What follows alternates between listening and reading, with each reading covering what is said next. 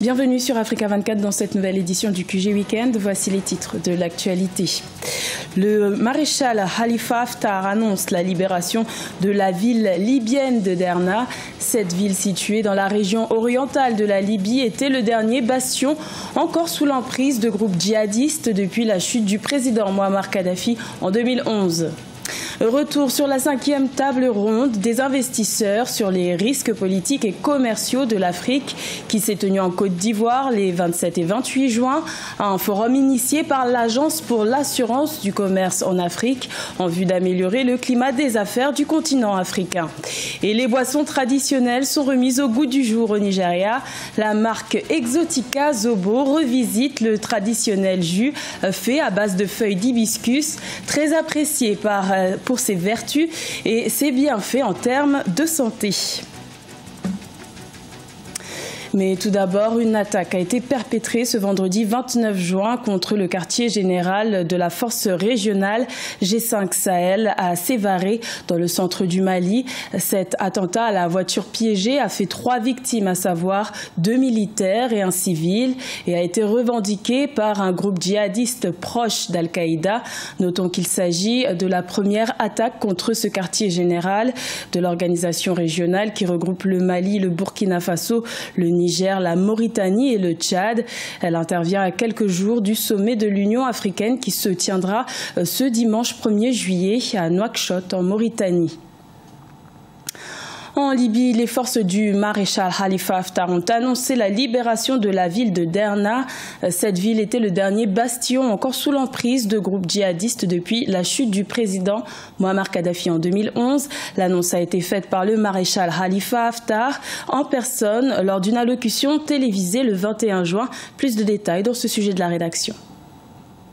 C'était la seule ville de la région orientale libyenne qui échappait encore au contrôle du maréchal Khalifa Haftar et de ses troupes. Après une première offensive lancée le 7 mai, l'homme fort de l'Est libyen a déclaré jeudi 28 juin lors d'un discours télévisé « Nous annonçons en toute fierté la libération de Derna, ville chère à tous les Libyens. » La ville côtière Derna, située à 1000 km à l'est de Tripoli, compte près de 150 000 habitants. Elle était sous le contrôle du Conseil de la Choura, des Moudjahidines, une coalition hétéroclite de groupes djihadistes. Depuis la chute du président Mouammar Kadhafi en 2011, Derna représentait le dernier bastillon de l'organisation Al-Qaïda dans l'est libyen. La prise de Derna après 7 ans que cette ville était sous contrôle total des organisations terroristes est très symbolique. Surtout parce que la libération de Derna était vraiment laborieuse, était difficile, soit pour l'armée nationale, soit pour la population de Derna. Parce que les organisations terroristes ont pris en otage la population. Et c'est pour ça l'armée nationale a siégé depuis 3 ans. Imaginez 3 ans de siège. La prise de Derna fait suite à la reconquête du croissant pétrolier le 21 juin. Attaqué en son cœur, une semaine auparavant, par un groupe rival, le maréchal Khalifa Haftar, commandant en chef de l'armée nationale libyenne, conforte ainsi un peu plus son emprise sur cette partie de la Libye. Également dans l'actualité, l'Éthiopie a débuté ce vendredi 29 juin sa première exploitation de pétrole dans la région somalie du pays, qui était une zone d'insécurité par le passé. Les autorités espèrent stimuler l'économie nationale et diminuer la dépendance vis-à-vis des importations étrangères grâce à l'extraction d'or noir. La production initiale de pétrole brut du pays est estimée à 450 barils par jour et ce chiffre devrait augmenter une fois la phase test terminée. La 5e table ronde des investisseurs sur les risques politiques et commerciaux de l'Afrique s'est tenue les 27 et 28 juin à Abidjan, en Côte d'Ivoire. L'événement annuel a réuni des experts du monde de la finance et des investisseurs pour réfléchir sur les moyens d'améliorer le contexte commercial du continent africain afin d'attirer un plus grand nombre d'investisseurs. Reportage de notre correspondant Olivier Conan. Vers un développement des grands projets d'infrastructures par la généralisation de l'assurance commerce. C'est l'une des conclusions du Forum d'investisseurs internationaux sur les risques africains. L'assurance commerce permet de susciter l'intérêt des investisseurs en leur offrant la garantie de paiement en cas de difficulté. L'assurance risque politique, l'assurance contre la violence politique et l'assurance crédit sont notamment couverts. Cela permet également aux États ou entreprises de solliciter les marchés financiers à des taux d'intérêt modérés. Nous couvrons les prêteurs, par exemple les banques qui prêtent au gouvernement, ce qui est le risque souverain. Si les banques prêtent aux entreprises, nous couvrons également cela et c'est le crédit domestique. Nous couvrons également les industriels qui vendent ou font crédit à leurs clients. Nous pouvons couvrir le crédit d'un fournisseur de services à un gouvernement, c'est le crédit fournisseur. Depuis quelques années, on constate une amélioration du climat des affaires et de la gouvernance en Afrique. Cependant, l'Afrique est toujours perçue par les investisseurs comme une destination à risque. Ils ont donc besoin d'une assurance secondaire pour intervenir et se prémunir surtout contre les risques de violence politique récurrents en Afrique, notamment pendant les périodes électorales. Le risque politique est toujours une question de perception.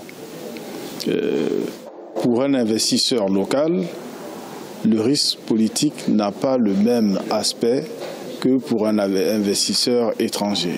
Pour se prémunir contre ce type de risque, il existe des assurances qui couvrent le risque politique.